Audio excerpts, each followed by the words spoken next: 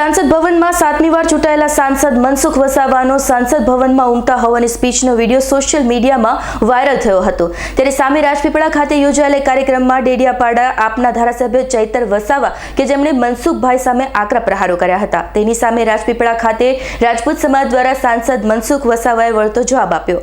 ચૈતર વસાવાને સાંસદ મનસુખ વસાવાએ આપ્યો વળતો જવાબ। સાંસદ ભવનમાં હું ઊંઘતો ન હતો। સદનમાં ઘણા સાંસદો આંખ બંધ કરીને ધ્યાનથી સાંભળતા હોય છે, જેને ખોટી રીતે લોકો સમક્ષ આપના લોકોએ વાત મૂકી છે તેવું મનસુખ વસાવાએ કહ્યું છે। ઉલ્લેખનીય છે કે વધુમાં જણાવ્યું કે અલગતાવાદી લોકો દેશને તોડવાનું કામ કરી રહ્યા છે। આ કહેવાની હિંમત માત્ર મનસુખ વસાવામાં જ છે। સન્માન સમારંભમાં સાંસદ મનસુખ વસાવાએ ચૈતર વસાવાની ભીલ પ્રદેશની માંગ પર પોતાની સ્પીચમાં કહ્યું કે આવા અલગતાવાદી લોકો દેશને તોડવાનું કામ કરી રહ્યા છે। આઝાદી બાદ દેશ એક થયો છે, ભલે પાકિસ્તાન અને બાંગ્લાદેશ અલગ થયા, પરંતુ ભારત તો એક જ દેશ છે।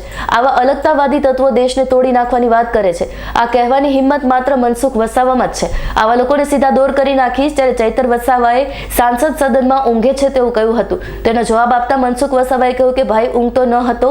સદનમાં ઘણા સાંસદો આંખ બંધ કરીને ધ્યાનથી સાંભળતા હોય છે। મારો સ્વભાવ છે આંખો મીચીને હું સાંભળતો હોઉં છું। એવું તે જ સમયે થયું હશે જેને ખોટી રીતે લોકો સમક્ષ આપના લોકોએ વાત મૂકી છે। સાંસદે રાજપૂત સમાજ સમક્ષ શિક્ષણની વાતો પણ મૂકી હતી। સાંસદે કહ્યું કે મોટા ઉદ્યોગકારો નોકરી આપવા તૈયાર છે, પણ શિક્ષણનો અભાવ છે। ગુજરાતમાં એક પણ ડાયરેક્ટ આઈએએસ કે આઈપીએસ નથી। ગુજરાતમાં કંપનીઓમાં કી પોસ્ટ પર માત્ર 3 જ લોકો છે, એમના સિવાય બીજા રાજ્યના લોકો છે। ગુજરાતમાં માત્ર 4% જ સારા એન્જિનિયરો છે। ગુજરાતમાંથી સારી પોસ્ટ પર ગુજરાતના લોકો કામ કરે છે, તે પ્રકારની મહેનત અમે કરી રહ્યા છે। ભરૂચના સાંસદ મનસુખ વસાવાએ 7મી વાર લોકસભા ચૂંટણી જીતી છે। ત્યારે રાજપૂત સમાજ અને રાજપૂત યુવક મંડળ રાજપીપળા દ્વારા મનસુખ વસાવાનું સન્માન કરવામાં આવ્યું। સન્માન સમારંભમાં રાજપૂત સમાજની સાથે બીજા અલગ સમાજના લોકો અને સંસ્થાઓ પણ જોડાયા। આ નેગેટિવ લોકો, અલગતાવાદી તત્વો, આ 2 દિવસ પહેલા શું આ પત્રકાર મિત્રોને ખ્યાલ આવી ગયો, બિલિસ્તાનની માંગણી કોણે કરી? આજે એને સપોર્ટ કરનારા લોકો, ગુણમસિંહ કેજો એને મનસુખભાઈ આવું કીધું છે। આપણે દેશ આઝાદ થયા પછી શું એક થયો કે ના થયો? રાજા મહારાજા બલિદાન આપ્યું અખંડ ભારત માટે। આઝાદીના લડવાએ જે પણ બધા હતા મહાપુરુષોએ એ દેશને બધા ભેગા થઈને એક મજબૂત રાષ્ટ્ર બનાવ્યો। ભલે પાકિસ્તાન અને બાંગ્લાદેશ ધીરે ધીરે અલગ થયા છે, પણ આજે અખંડ ભારત છે, આજે મજબૂત ભારત છે। આવા અલગતાવાદી તત્વો દેશને પાછા તોડી ના નાખશે? અને આ કહેવાની હિંમત એક વ્યક્તિમાં હોવી જોઈએ। મને ખબર છે કે આ વસ્તુ બોલવાથી મને કેટલું મોટું નુકસાન થાય, પણ એનાથી ડરતો નથી। પેલું રાષ્ટ્ર મહાન છે, દેશ મહાન છે। સમાજના કેટલાક લોકો આનાથી ટીકા ટિપ્પણી તો કરશે, નહીં તમે કેટલું ભાઈ સમજી ડામર બિલિસ્તાનની માંગણી કરતા કરતા થાકી ગયા। બીજા કેટલાક ગુજરાતની અંદર અલગ બિલિસ્તાનની માંગણી કરતા કરતા થાકી દે, અત્યારે હેઠા મૂક્યા અને તું ક્યાં નવો ઉભો થાય છે? ભાઈ સ્વામીજી બરોબર છે ને? આ સમાજ કેટલો એને વાળવો અઘરો છે। અમે તો વાળીશું સીધો દોર કરી દઈશું આવા તત્વોને। કોઈ બી હશે, કોઈ બી મારા માટે દરેક સમાજના લોકો સન્માન્ય છે। બધા સમાજના લોકો સાથે મળીને આપણે વર્ષોથી ચાલતા આવ્યા છે ને ચાલવાનું। ભાગલાવાદી પ્રવૃત્તિ તત્વોને આપણે ક્યારે પ્રોત્સાહન આપતા જ નથી। લડવાનો તો લડી લે છે એમને સાથે। હજુ પણ આવા લોકોને મોટા ના થવા દેવાય।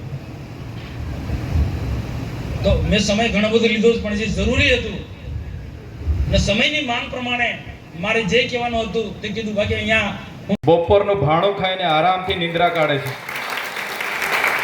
30 વર્ષમાં એ જ કામ કર્યું છે।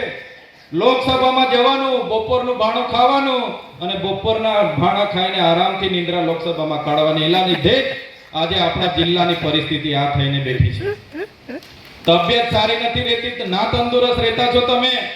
અમે તો લોકસભામાં પણ તમને કીધું હતું કે અમારા જેવા યુવાનોને તક આપો, અમે સમાજનું કામ કરવા માંગીએ છીએ। પછી પણ આટલી ના તંદુરસ્ત તબિયત હોવા છતાં પણ એમણે જીદ નથી છોડી અને આજે લોકોએ તમને સાંસદ બનાવ્યા છે, તો તમને ત્યાં બેસીને ઊંઘવા માટે નથી બનાવ્યા।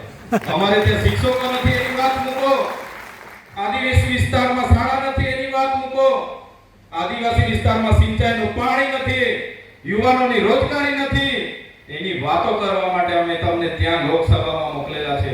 અને આદિવાસી જનતા અહીંયા ભરૂચમાં એમની વર્ષોથી સરકાર છે. એક વરસાદ થયો અને નદીઓના નાળા બધા નદીઓ વહેતી થઈ ગઈ.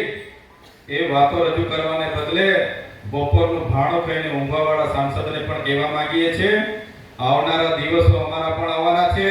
થોડા મત હારું ચૈતર વસાવા લોકસભાના ઉમેદવાર હતા એટલે જ તમને ટિકિટ મળી છે.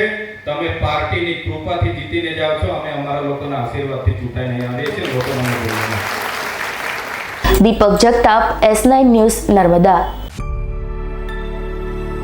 અમારી તમામ માહિતીથી અપડેટ રહેવા માટે જોડાયેલા રહો S9 ન્યૂઝ સાથે.